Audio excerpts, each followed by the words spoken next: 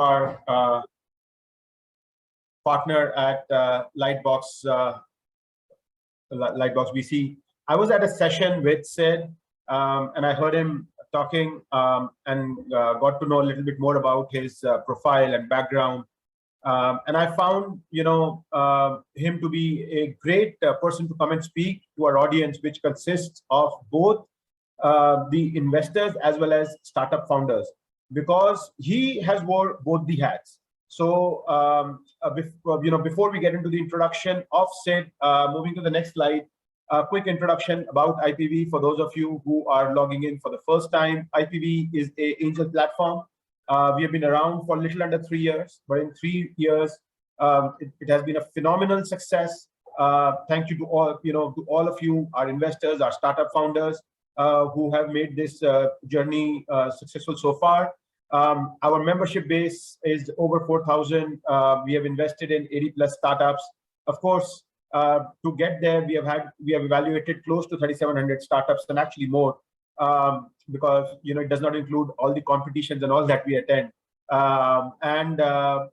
This has been possible through the effort of a lot of our investors who not only invest with us, but help us evaluate startups, help us in due diligence, and also provide strong post-investment support.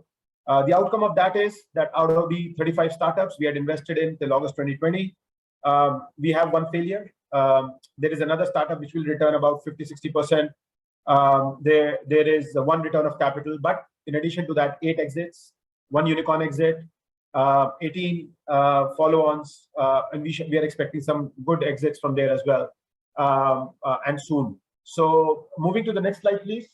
One of the ways we have been able to build this is through our partnership with communities.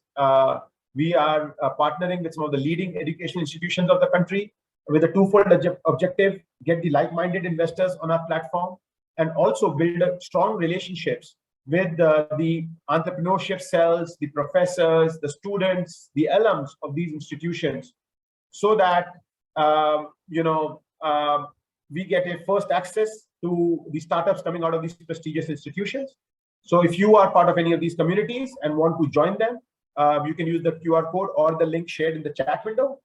If you don't see your university here but want it to be a part, please again use the QR code and guide us there. So with that, let me not waste any time and introduce you to the man of the hour, Sid Talwar. He started working for Skadden Apps, a very high-profile New York City-based law firm, a firm I worked a lot, Sid, in my previous career as an investment banker when I was doing banking for Citigroup and the Credit Suisse in New York, London. So I can tell you, one of the most difficult law firms to get into. We will get to know more about his journey from there, because he came back to India and founded Evolve, a vocational training company, which was funded by Singapore Technologies and then acquired by NIIT. Post which he worked for NIIT for another 3 years on few projects. Post that, he became, started Lightbox, and where he has been an investor in some, marquee companies like the Dunzo, Cleartrip, Bombay Shirt Company, Furlanco, Imbibe. Something we'll get to know about his personality today. He also launched a restaurant called the Hungry Monkey, which has won multiple national awards and international recognition. A restaurant I used to frequent, it's in Delhi. I have frequented, a couple of times, and truly enjoyed my time there. So with that, Sid, welcome to our session, and we look forward to hearing from you over the next 50 plus minutes. Thank you. Hold on, let me just see if I can start. Thank you very much. Thanks for the introduction as well, Ankur. Looking forward to it.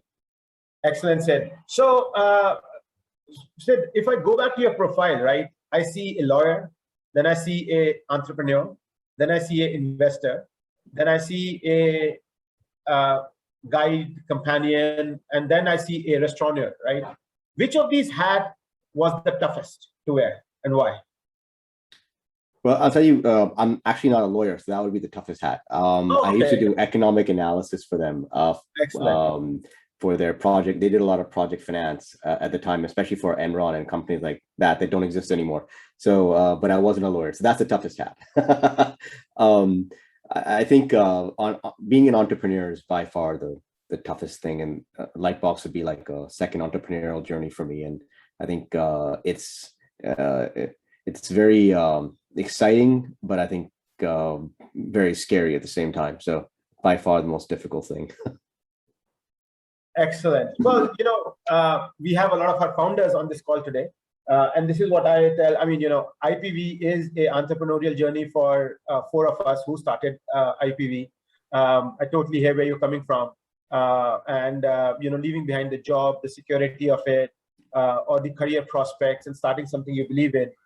Totally understand, it can be nerve-wracking. And so therefore, whenever I'm speaking to founders, it straight away comes from an area of respect that we know that, they've already taken the first tough decision to try to do something which goes against the basic grain. So, okay. So moving on to the next question, as luck would have, as luck would have it, in the last 1.5 years, we are now seeing a surge of vocational training startups that are coming in this space, right? Upskilling, skilling, it is becoming the new buzzword. But you identified this opportunity way back. So from the time you started Evolve to what you're seeing today in this space, what are the main, differences, challenges, opportunities you are seeing in this space?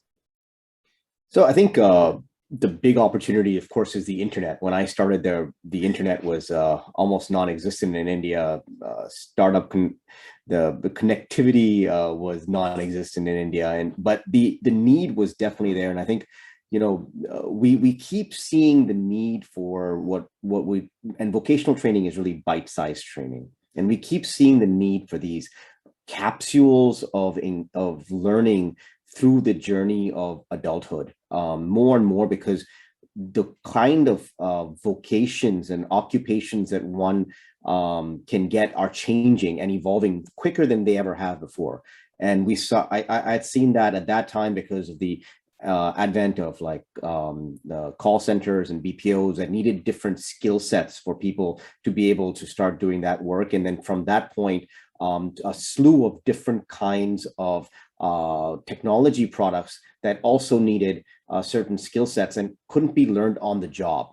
But the need of lots of people was there. And so the problem was accessing people. And then once you access them, giving them space to sit and to learn. So those are some of the challenges that I faced at that time. Today, the challenges is just to keep up with what you need to be learning, because it's at such a fast pace, and there's so many different things that that you can go out and try to learn. And of course, knowing that you're being able to teach it. I was teaching things that others had already learned in the past, so I wasn't reinventing a wheel, so to say. I was just bringing a lot of the invented wheel to an audience in India that didn't have access to it in the past. Today, the learnings are significantly there aren't enough places that you can learn about certain tools and certain ways that are needed for the jobs that you want out there. So you're creating that, and when you're creating education in any form, it's a long-term journey because you don't know what the result is going to be. So if I want to start a company that's going to deliver books like Amazon, I have a pretty good idea of how well I'm doing when someone actually orders a book and I get that book to that person. But in education, it takes time to see if someone's actually learned it. Then you're going to have to test that person.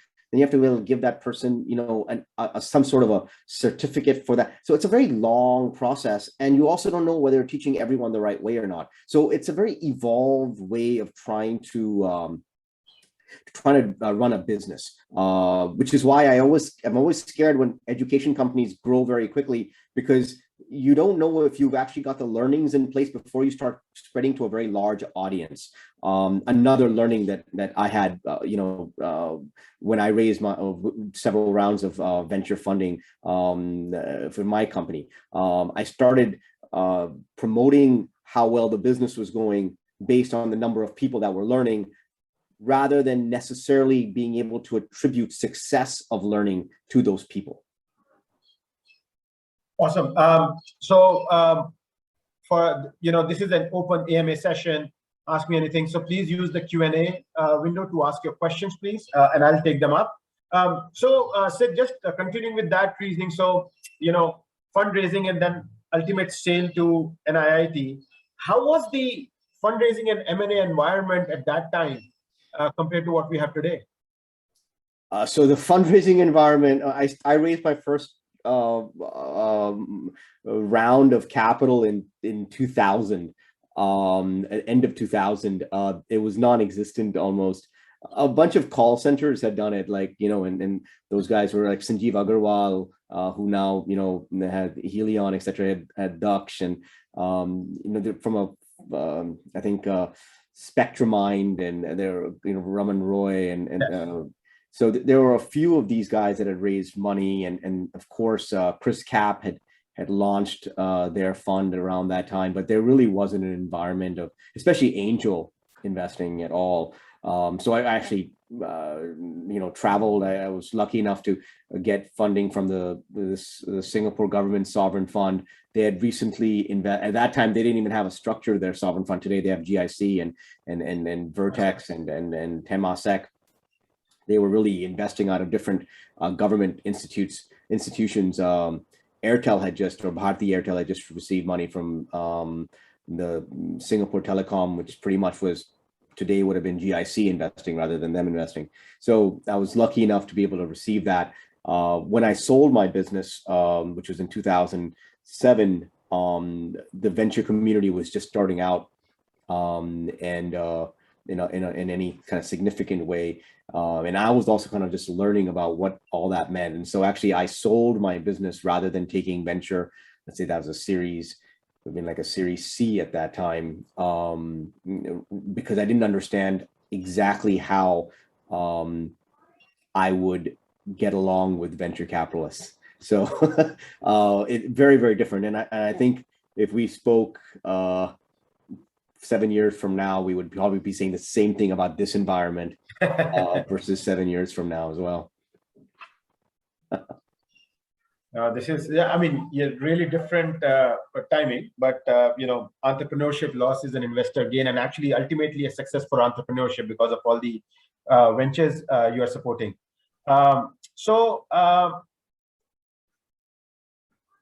Moving from being an entrepreneur to an investor, right? What was the change in your thinking? Like, entrepreneurs by nature are supposed to be overly optimistic, right? There is no other way you can succeed. Even in the worst of times, you will think that I can still make it work. But as an investor, you probably may have to be a little skeptical. So how did that transition happen? And is this transition even necessary? Do you need to be wearing a different hat, or the same hat can continue? So actually, I think it's the same hat. There are changes. There are changes in mentality, but I think venture capitalists have to be even more optimistic sometimes than entrepreneurs, because you don't have any control. You can't do anything. So I think the big mental change is that you have to be you have to sit in the back seat, and you're not a backseat driver. You're just sitting in the back seat of a bus, and the passengers keep coming onto the bus, and those are all different investors perhaps, and it's kind of moving. And if you're an early investor, you keep getting sent more and more back of the bus, so the founder can hear you less and less, no matter how much how loud you are, but you have to be you have to be massively optimistic, and you have to kind of believe, and when you get called on to support, you got to run to the front of the bus, and not ignore that call. So I think you really need to be optimistic. Having said that, you need to be able to give up control. I think entrepreneurs, just in general, you're a control freak to a large extent. And then over time, as you mature, you give control up, and you learn how to give that control up and give that power up in the right way. And you find different things that you need to do to be part of a larger team. But initially, you're controlling so much of your own destiny. And I think venture capitalists absolutely don't do that. They don't control any part of their destiny almost. And I think if you're very execution and operational focused, and that's what drives you, I think this is a very difficult job for you. And I think for me, I think I started in venture capital when I was about 33, I think, or so, and I started my company, my Evolve, when I was 22, and I felt that I didn't want to be operationally involved anymore. And I think it was a very clear thing for me, saying I'm not going to miss it. And I meet people all the time, especially entrepreneurs who in our market currently that have exited and then start angel investing, or are angel investing while running their businesses. And they keep saying, I'm not going to join a venture fund because I don't know if I can give up another opportunity to start another company and execute again. And I think that's a very important decision in life, to move away from execution and say, I'm not going to execute. I am going to strictly look for businesses. It's a mental state. Yeah. Very interesting. Never thought about it like that, but yeah, very interesting. But looking at your investments, there's something more interesting, right? In all of the tech startups you as Lightbox have invested, when people were investing in marketplaces, particularly like, there were a lot of furniture marketplaces that came up. You went ahead and invested in Fallenco, which is into like, subscription for furniture. Then similarly, when people were investing in food delivery businesses, you went and invested in Rebel Foods, which is, cloud kitchen, which is going to. So the question is, they look like a anti-market or a anti-trend kind of investments. They may not be, but they just look like it. So is there any investment philosophy behind it at work, or it just happened by by design in another way? This is definitely not anti-market at all. They're definitely successful. They're definitely successful and unicorns, Rebel Foods. So I will say that it succeeded, but okay, anti-trend might be a better word. So I think there are two ways that you can invest, and I didn't make this up. Actually, I read this quite a long time ago, actually, and I'm forgetting now, and that's horrible of me. But I'm forgetting who it was who kind of had said this. But you can either invest thematically, or you can have a thesis and invest behind the thesis. And so your thematic investments would be like, you're getting into certain things within education or social media or social networking, and you're kind of moving in that direction. We haven't really done that. And I think for a fund our size, and we make a very small number of investments, I actually believe that it is much more difficult to succeed in a thematic approach. Instead, we look at a very thesis-driven approach. So we build theses 5 years, 10 years out on where India is going to be, let's say, for example. And we're saying, okay, if India is going to be in that direction, then what are the kinds of companies that will do well then? And our thesis then, now if your thesis is wrong, you're going to fail. But if you spend the time thinking about where life is going to be in the geography or the sectors that you're looking at investing in, and you draw a thesis out, if you can be detailed enough in your thought process, in your thesis you'll do very well. And so we drew a thesis out, and we keep evolving that thesis in our minds because India keeps changing. We're not investing all over the world. We invest in India. We invest in, and to a large extent, we're investing in Indian consumers. There's certain things that will stay standard, and there's certain things that will evolve and change. And we're kind of moving along the lines of how will things change, what will stay the same. And so as a result of certain things changing and certain things staying the same, what are the businesses that are hopefully should take advantage of that, be able to take advantage of that? And I think that's what we look for in companies, rather than saying, food delivery is going to succeed over cloud kitchen or vice versa. We would never look at it like that. Good to know. So I'm going to eliminate all the questions on what sectors do you focus on. So no, and that's absolutely right. We don't. We don't have a focus like that, where we do like to look at certain spaces and dive into spaces and say, okay, this is an exciting space. Can I start meeting companies in that space? But quite honestly, things, India is such an execution heavy country. If you finding the right people to do a business, it could be almost in any space.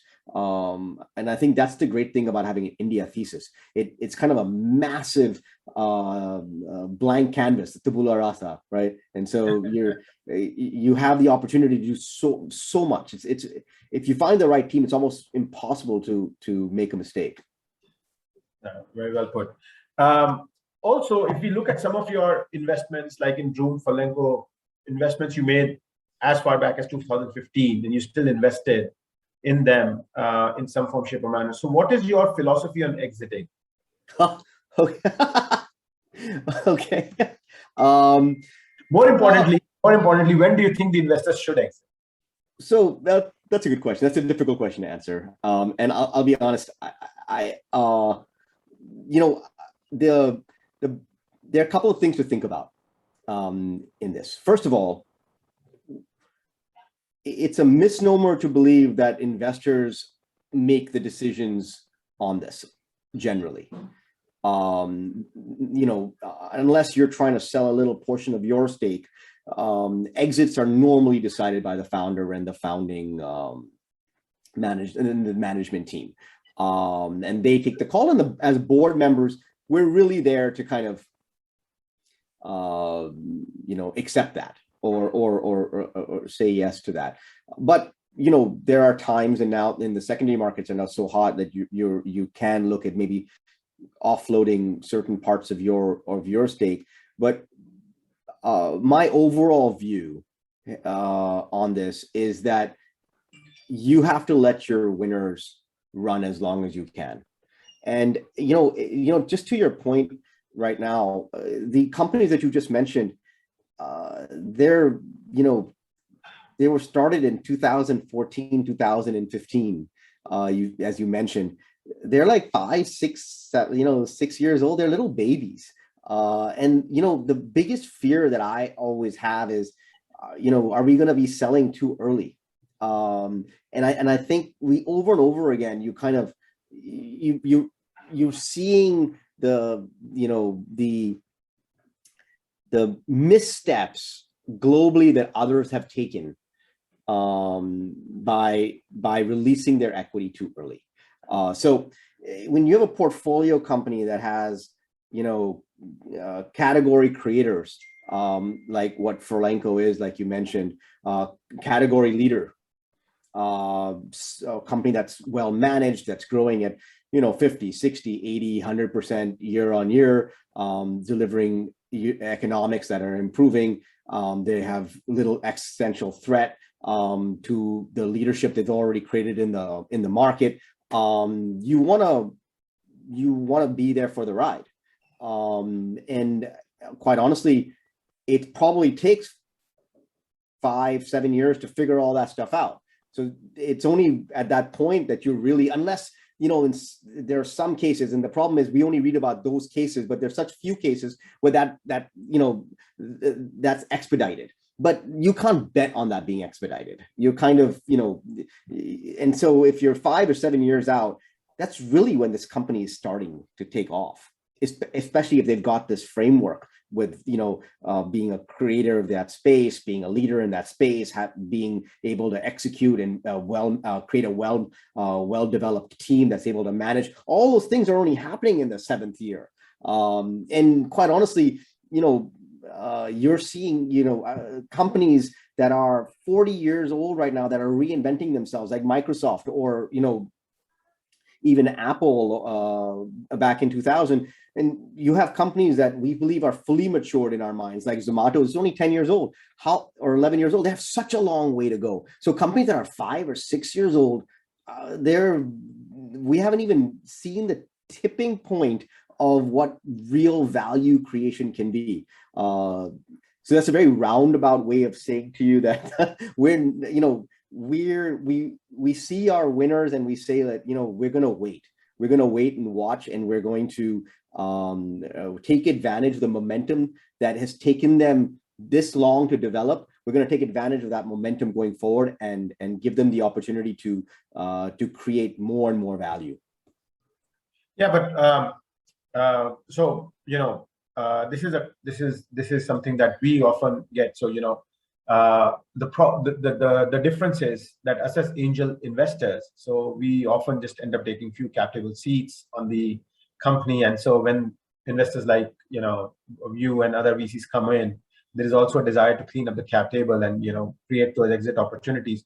At which stage we also take a tactical decision on what is in the longer term interest of the startup, because you don't want to also be a hindrance into the growth path of the startup, for them to go forward, raise bigger money. So, as angel investors, we sometimes have to probably take an angel decision to take an exit when it's available. And also a lot of times to just circulate capital, because, not everybody will have a holding up power for 7 years plus, like keep investing for 2-3 years and then holding up for 7. But interesting perspective from our startup founders who are looking and hopefully at some stage getting invested by Lightbox. So one question that we see a lot these days, Sid, is so many startups getting the unicorn status. Startups that are coming to even us, a lot of them we sometimes feel are at some frothy valuation, but even if we say no at some startups at some valuation, we still hear and read about them getting funded by somebody or the other. The question for you is, how do you think about startup valuations? So, this question also actually comes back to a difference in kind of investing at different stages. And I think your earlier point right now on angels having to exit earlier is also a stage thing. I think one of the big things that institutions try to do is get enough rights not to be pushed into selling when they don't want to, which is the flip side. I don't think we experience that as much. And you're absolutely right. In a lot of cases, unfortunately, because of the lack of rights that angels have, especially if they're not part of a community that is investing together, which is why it's always interesting to kind of see the differences between that. But they perhaps are put under a lot of pressure. On the flip side, there are also angels that, like you mentioned, want liquidity, or for reasons outside of just for right decision making. They need liquidity at certain times, and so they sell earlier than perhaps they would ideally wanted to. Now that also takes place with us because we have to return capital. And so I know 9 times out of 10 we're going to have to sell earlier than we would ideally want to. So you obviously have to be able to balance this. And as you become richer as angel investors and institutions become larger and more powerful, those things dissipate a little bit. And so, but you're absolutely right. And exactly the same thing in your current question. So when you're valuing a startup, it quite honestly, and I'll flip this around to the other side as far as entrepreneurs are concerned as well. But as an investor, the first thing we always think about is dilution of founder shares. Now, there are a lot of times, I'll tell you, even after we believe we thought about it, they don't agree. And a lot of times they do agree, and then years later they don't agree. And which is completely fine. I think we do this for a living. Most entrepreneurs that, so we do it over and over again. Most entrepreneurs doing it for the first time. That's also going to change. We're already seeing many more second-time entrepreneurs, and you can see how, people who've done it before think about this differently. But ideally, there are certain thumb rules that we try to bear in mind as far as ownership is concerned, and specifically ownership of founders. And you want to take a cap table and go all the way out to maybe 4 or 5 rounds out and say, well, what will their ownership be if they raise the kind of money that we think they're going to have to raise at the values that we think they're going to have to, that they might be able to get? Where will they end up? And then give some leeway on that. And that's really what it is. Early on, no matter whether you have product market fit or you have you have some revenue, you're not really using a number to create a valuation as you would much later on in a business, or and going into pre-IPO and IPO rounds. Especially here, you're just trying to maintain a balance that can be fair, and I think that's definitely something that we bear in mind. The other one thing I would say on this is, if you really, we're looking at businesses, we're not looking at businesses that could perhaps become a $200 million business tomorrow, or a $400 million business. We're looking at businesses that, potentially could become multi-billion dollar businesses. When you're looking at a business that can become a multi-billion dollar business, and you're thinking about how to keep the entrepreneur equity at a certain level, the difference between trying to get a value of 35 million, 50 million, 75 million is much less important than if you are investing in a company that you think, 100, will they get to 100 million tomorrow? Now, all of a sudden, this valuation becomes a lot more important. We don't invest in businesses thinking like that. And so in our mind, if we're investing in a business, that business is going to have the potential of exploding. And so, and we've learned that. We used to really think hard, because we're all learning. We're all very new at this. The whole ecosystem is very new compared to other countries. We used to think, oh my God, what if we don't own X amount of shares in the company? What happens? Nothing happens. I think it's so much more important for value generation for you to be flexible in your thinking in order for others to be happy around the table, especially the founders, especially the ESOP pool. And you give in knowing that the incremental amount of valuation you're giving up means nothing in the larger scheme of things. If the larger scheme of things isn't large enough, then you're investing in the wrong business. Fair point. That's I often make that argument when I'm presenting a startup. It's, when people ask me, oh, Ankur, how do you justify a valuation for a pre-product company at this amount? And I'm like, because I'm not looking at the valuation I'm getting in, I'm looking at the valuation at which I'm getting out. And if the valuation at which I'm getting out is still a very large enough valuation, then, some variability of 5-10% here and there should not change my decision. Because if it's a bad startup, then at no valuation, it is good startup. And if it is a good valuation, if it's a good startup, but of course, at the end of the day, it has to be still reasonable valuation, right? I mean, in the sense that it has to still make sense at some level, otherwise, especially at the stage at which we are coming in, there will be absolute no control. Awesome. So those are some of the questions, we received and I had prepared, but now I'm getting a lot of questions, so I'll just start. So one of the things is that, a lot of startups, like a lot of funds like Sequoia and all, they've all started doing under some different program, early stage investing. Is that something that you at Lightbox have, considered, discarded, or thinking about? Are you talking about like angel? No, not angels. Like, they come in with a small check, even at angel round, right? Like Sequoia Search comes in, and I've got some big funds that started writing like 100, 150. They co-invest with us just to get a skin in the game. So we get a lot of requests from VCs saying that, okay, whatever you putting in, take 150, 200 from us at this stage, and then we'll see it up, like, once it becomes part of a portfolio. But of course, they run it as a separate program.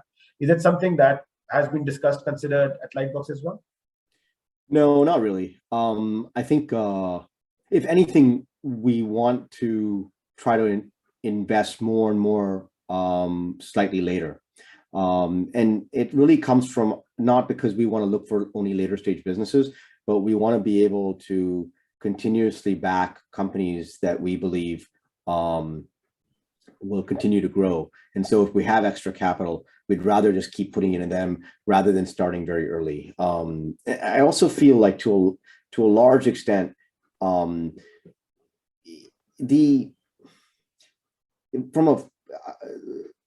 have a 10-year, 12-year life. And like I was saying to you earlier, in that life cycle, if a company starts really on average creating a tipping point of value in year 6 or 7, because you've started investing very early, you've lost 7 years. That perhaps if you had invested slightly later, you would have more time on your end. And so I think, and I think this is going to change and evolve in India, but I think like it has in the US, where companies start getting valued, a lot more companies start getting valued a lot faster or grow a lot faster than they used to. We're already seeing that, but in so far this 5 to 7 years, it just feels like that's how long it takes for companies to kind of evolve and get to a certain stage of truly being able to execute at a level that creates a lot more value in businesses faster. And so at least for now, we're trying to invest slightly later than what you just mentioned. Yeah. No, makes sense. Somebody has to invest at that stage also for us to get those big long-term exits. That's not us either. So, question from Amrit. What are the few key things you look at when deciding on a yay or a nay decision on a startup? Founders. What she thinks, how she thinks, whether we believe that they're going to be able to manage. That's it. In other countries, you need to find mousetraps. The US is a great example. In India, you don't need that. What you need is someone who has tremendous grit. And you need someone, in our opinion, you need someone who needs to be able to execute either themselves or have the ability to get a team around them that has that ability. I think if I look back at anything that we had invested in personal capacity or within the fund, the reason they failed was just execution. I don't think and what's crazy about that is all those ideas are great. That means someone else is going to come in and we'll figure out that idea because they were able to execute. And so I think we clearly look for that. And most of the time we're learning, what that idea is and why that makes sense. So very infrequently will we see an idea and say, wow, that just does not make any sense. It's not frequent enough that I see that. Most times I look at an idea and this was the first thing you said, right? The optimism kicks in. Whoa, that's a great idea. And this is why I'd hate hearing ideas in 20 minutes or 30 minutes, because every idea sounds like a great idea in 30 minutes. I don't know what advice I can give you. It sounds great. You should go and do it. But I think the time that we take to make a decision is really the time we're taking to get deeper with the founder, to get to know them better, get comfort around their ability to do this job and their ability to execute. Not everyone is a founder. And I think unfortunately, the one cultural aspect in our country that's coming out is if you're not a founder, you're no good. But we don't realize you need a village, right? A founder is one person. If the founder doesn't have the people, putting together the rest of the company, the founder is not going to go anywhere. And some people are much better at being the head of operations or the head of finance or the head of HR or in a product role or an engineering role rather than being the founder. That doesn't make you less important or a failure, which I hear a lot in this, which is unfortunate. But some people just aren't designed for that particular role, and I think to a large extent it's our job to determine whether we think you're designed for that role or not. With all due respect from our side, of course. So that's what we look for. Market is very secondary. Most markets need something in India, and they're probably just wide open holes that a lot of people see. not just that particular founder. But what about if it's an overexposed space, right? I'm just working on that question. So if it's an overexposed space, there's too much competition, too many players already in, well funded, and one good great founder, founder who has some resilience. Do it. Yeah. In fact, we do this over and over again. I mean, the bigger deal is thinking that the space isn't going to get overheated. Quite honestly, and it's funny, Ankur, that you say this. I'll tell you one. I'll tell you one easy one for me. When we invested in Dunzo, there was no such thing as quick commerce in our country. No one was doing it, and we were like, well, there's no competition. Well, today, I think my mom is starting a quick commerce company and looking for funding. And so it's just, it's not that you're jumping into a space because it's not crowded or it is crowded. If a space is exciting, it's going to get crowded. You're jumping on a founder's back that's going to navigate that space better than anyone else and is going to create the best company. And your expectation is that it's going to get crowded. And if it isn't crowded, if it's not crowded, it is not going to get crowded, then there might be a problem with the space to begin with. And so absolutely, cloud kitchens is exactly the same thing. The word cloud kitchen didn't exist when we invested in what was at that time called Fasos. They were a quick service restaurant for delivery. That's pretty much what it was with phone calls, for 85% of their orders. It evolved, and now there's a cloud kitchen in every neighborhood. So yeah, that's irrespective. You're looking for the right person.